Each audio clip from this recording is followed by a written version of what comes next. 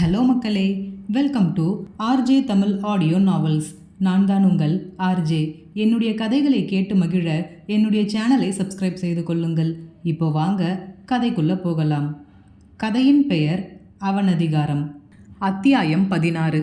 ஜீவா மீரா பில்டர்ஸிலிருந்து வெளிவரும் பொழுது அவனுடைய செல்போன் இசைக்கத் தொடங்கியது. அதை எடுத்தவன், சொல்லுங்க மாமா என்று கூறினான். எதிர்முனையில் இருந்த சுப்பிரமணியன், என்ன ஆச்சு மாப்ள, மீராவை பார்த்தீங்களா, என்ன சொன்னாங்க என்று கேட்டார். பார்த்துட்டேன் மாமா, பார்த்து நடந்த விஷயத்தை எல்லாம் சொன்னேன். அவங்க தாத்தாவை பார்க்க சம்மதிச்சிட்டாங்க என்று கூறினான் ஜீவா. அப்படியா மாப்ள, ரொம்ப சந்தோஷம். நடக்காதுன்னு நினச்சதை இப்படி நடத்தி கொடுத்துட்டீங்களே, ரொம்ப நன்றி மாப்ள. மீரா எங்க, உங்கள் கூட தான் வராளா என்று கேட்டார் சுப்பிரமணியன். அதற்கு ஜீவா, இல்லை மாமா, என் கூட வரலை, அவங்க தனியாக காரில் வராங்க. நான் பேசிட்டு உடனே கிளம்பிட்டேன். அவங்க வீட்டில் சொல்லிட்டு கிளம்புறேன்னு சொல்லியிருக்காங்க. ஆனால் கண்டிப்பாக வந்துடுவாங்க மாமா, நீங்கள் கவலைப்படாதீங்க என்று தெம்பூட்டினான். இவன் கூறியதை கேட்ட சுப்பிரமணியத்திற்கு நம்பிக்கை போய்விட்டது. எத்தனை முறை இப்படி அவர் நம்பி ஏமாந்திருப்பார். அவரின் குரலின் மாற்றமே அவருடைய அவநம்பிக்கையை காட்டியது. சரிங்க மாப்ள, நீங்கள் பார்த்து பத்திரமா வாங்க, நான் வச்சிடறேன் என்று கூறி அழைப்பை துண்டித்தார் சுப்பிரமணியன்.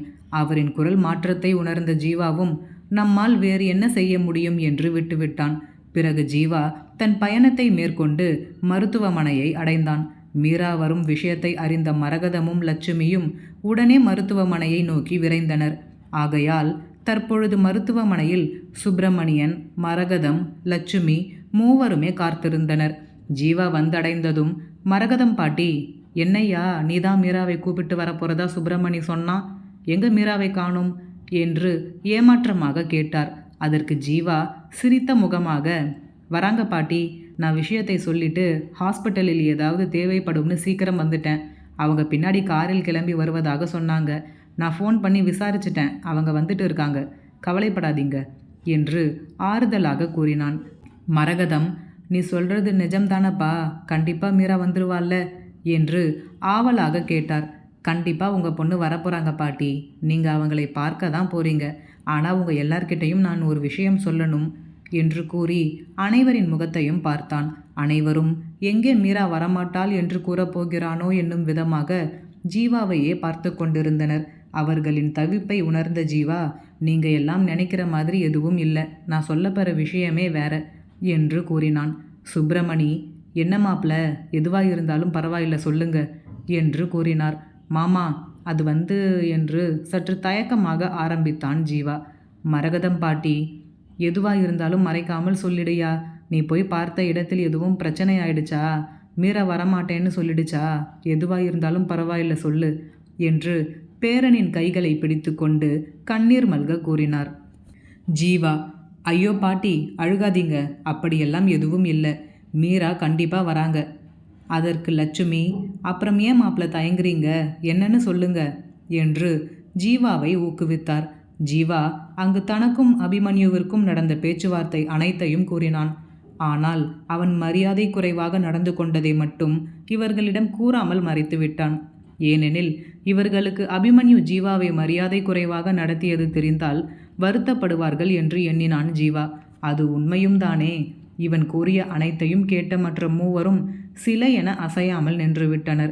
சுப்பிரமணி, என்ன சொல்கிறீங்க மாப்ள, இத்தனை வருஷம் கழித்து மீராவை பார்க்க போகிறோம், எப்படி மாப்ள யாரோ மாதிரி பேச முடியும் என்று ஆதங்கமாக கேட்டார். அதற்கு ஜீவா, வேற வழி இல்லை மாமா, பொறுத்து தான் போகணும். இந்த அளவுக்கு அவங்க தாத்தாவை பார்க்க வரேன்னு ஒத்துக்கிட்டதே பெரிய விஷயம். வர முடியாதுன்னு சொல்லியிருந்தா நம்மால் என்ன செஞ்சிருக்க முடியும். அவங்களே வரேன்னு சொன்னதுக்கப்புறம் கொஞ்சம் அட்ஜஸ்ட் பண்ணி தான் போகணும் மாமா.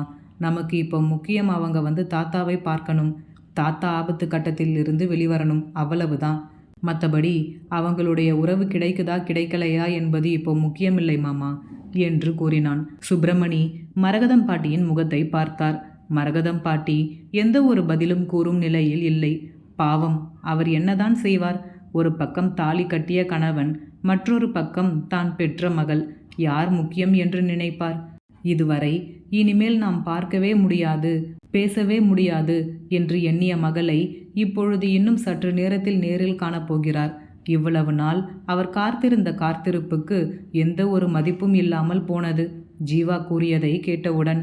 ஆகையால் பேசாமடந்தை ஆகிவிட்டார் மரகதம் பாட்டி. லட்சுமி, மாப்பிள்ளை சொல்கிறதும் சரிதாங்க. இப்போ இருக்க நிலைமையில் நமக்கு மாமா உயிர் பிழைக்கிறது தான் முக்கியம். அவங்க வரட்டும், வந்து மாமாவை பார்க்கட்டும். அது மூலமாக மாமா உடம்பு சரியானாலே போதுங்க என்றார்.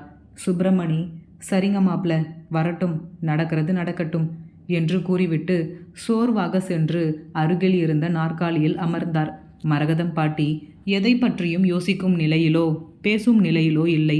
வயதான காலத்தில் பாவம் அவரும் எவ்வளவு வருத்தங்களை தான் தாங்குவார். நின்ற நிலையிலேயே இருந்து விட்டார். அவரின் அருகில் சென்ற லட்சுமி, அத்தை வாங்க, இப்படி உட்காருவோம் என்று கூறி அவரின் கைகளை பிடித்து சென்று அருகில் இருந்த நாற்காலியில் அமர வைத்தார். எந்த ஒரு உணர்வையும் வெளிக்காட்டாமல் மரகதம் பாட்டி அவர் கூறுவதை பொம்மை போல் செய்தார். அவரின் நிலையை பார்த்து அங்கிருந்த மற்ற மூவருக்குமே வருத்தமாக தான் இருந்தது. ஆனால் தற்பொழுது இருக்கும் சூழ்நிலையில் யாராலும் எதுவும் செய்ய முடியவில்லை. சிறிது நேரம் கழித்து அபிமன்யு கூறியதைப் போல் மீராவை அழைத்து கொண்டு அந்த மருத்துவமனையை வந்து அடைந்தான். அபிமன்யு வருவதை கண்ட ஜீவா எழுந்து நின்றான். மற்றவர்கள் அவன் யாரோ என்று நினைத்து பார்த்து கொண்டிருந்தனர். அபிமன்யுவின் பின்னால் மீராவும் மீராவுடன் வள்ளியம்மையும் வந்து கொண்டிருந்தனர். வள்ளியம்மையை கண்ட பிறகுதான் இவர்கள் இருவரும் யார் என்பது அவர்களுக்கு விளங்கியது. நேராக சென்று மரகதம் பாட்டியை கட்டி அணைத்து கொண்டு அழுதார் வள்ளியம்மை. அதற்கு எந்த ஒரு எதிர்வினையும் காட்டாத மரகதம் பாட்டி அமைதியாக அமர்ந்திருந்தார். என்னக்கா இப்படி ஆயிடுச்சு என்று கூறி அழுதார் வள்ளியம்மை. இப்படி ஏதாவது ஆனாதான் எங்களை வந்து பார்க்கணும்னு இருக்குல்ல என்று கூறினார் மரகதம் பாட்டி. அதற்கு வள்ளியம்மை, அப்படியெல்லாம் இல்லக்கா, என் சூழ்நிலை வர முடியாமல் போயிடுச்சு என்று கண்ணீர் மல்க கூறினார். இவர்களின் பேச்சுவார்த்தையை சற்றும் விருப்பமின்றி கேட்டுக்கொண்டிருந்தான் அபிமன்யு. அவனின் முகம் எரிச்சல் அடைவதை கண்ட ஜீவா, சரி பாட்டி, மற்றதெல்லாம் அப்புறமா பேசிக்கலாம், இவங்க போய் தாத்தாவை பார்த்துட்டு வரட்டும் என்று கூறினான். சரிப்பா, நீயே கூப்பிட்டு போய் தாத்தாவை காட்டிட்டு வா என்று கூறினார் பாட்டி. அப்பொழுதுதான் அவர் மீராவையும் அருகில் இருந்த அபிமன்யுவையும் ஏக்கமாக பார்த்தார். இவரின் பார்வையை உணர்ந்த அபிமன்யு முகத்தை அவரை காணாதது போல் திருப்பிக் கொண்டான். ஆனால் மீராவிற்கு தான் எந்த உண்மையும் தெரியாதே. பாவமாக மரகதம் பாட்டியை பார்த்தாள். அவளுக்கு சிறு வயது முதலே தனக்கு ஏன் உடன் பிறந்தோர் யாரும் இல்லை என்று அவ்வப்பொழுது நினைத்து வருந்துவார். ஒற்றை மகளாக பிறந்ததினால் தன் மனதில் இருக்கும் வருத்தத்தையும் மகிழ்ச்சியையும் கூட பகிர்ந்து கொள்ள தன்னுடன் பிறந்தோர் என யாரும் இல்லையே என்று நினைத்து வருந்துவார் மீரா. ஆனால் அது எதுவும் வள்ளியம்மைக்கும் கிருஷ்ணமூர்த்திக்கும் தெரியாதபடி பார்த்து கொள்வார். ஏனெனில் அவர்கள் இருவரும் தன்னை அப்படி பார்த்து கொள்கிறார்கள். அவ்வளவு பாசமாக இருக்கும் தாய் தந்தையினரின் முன் தன் வருத்தத்தை காட்டி அவர்களையும் கஷ்டப்படுத்த மீரா விரும்பவில்லை. எனவே அனைத்து வருத்தத்தையும் தன் மனதோடு புதைத்து கொள்வாள். இப்படி தன் அம்மாவிற்கு உடன் பிறந்த அக்கா ஒருவர் இருக்கிறார் என்பதே மீராவுக்கு தற்பொழுதுதான் தெரியும். உடன் பிறந்தோர் இருந்தும் தன் அம்மா இத்தனை வருடங்களாக யாரும் இல்லாதது போல் தனியாக இருந்ததை எண்ணி மீராவுக்கு பாவமாக இருந்தது. அவர்கள் இருவரையும் காணும் பொழுது அவர்கள் இருவரின் கணவருக்கும் நடுவில் ஏற்பட்ட மனக்கசப்பால் பாவம் அக்கா தங்கை ஆகிய இவர்கள் இருவரும் பிரிய வேண்டியதாய் போனதே என்று எண்ணி அவர்களை பார்த்து கொண்டிருந்தார் மீரா. தன் தாய் அவர்களை பாசமாக பார்ப்பதை பொறுத்து கொள்ள முடியாத அபிமன்யு, மாம், நான் வெளியில் வெயிட் பண்ணுறேன், நீங்கள் போய் பார்த்துட்டு வாங்க என்று கூறிவிட்டு சரசரவென அங்கிருந்து வெளியேறிவிட்டான். அவன் நடந்து கொள்வதை விசித்திரமாக பார்த்தனர் மற்றவர்கள். அவர்களுக்கு தான் அவனின் குணம் தெரியாதே. ஆனால் அவனை பற்றி அறிந்த மீராவும் வள்ளியம்மையும் ஜீவாவும் இதை பெரிதாக எடுத்துக்கொள்ளவில்லை. இவன் இப்படி செய்யாவிட்டால்தான் அதை அவர்கள் ஆச்சரியமாக பார்த்திருப்பார்களோ என்னவோ. மீரா வேலுச்சாமியை பார்க்கும் தருணம் எப்படி இருக்கும்? அனைத்து உண்மையையும் வேலுச்சாமி மீராவிடம் கூறிவிடுவாரா?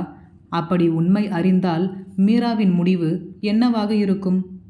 இந்த கதை பிடித்திருந்தால் மறக்காமல் லைக் பண்ணிவிட்டு அப்படியே சப்ஸ்கிரைப் பண்ணிடுங்க ஃப்ரெண்ட்ஸ்.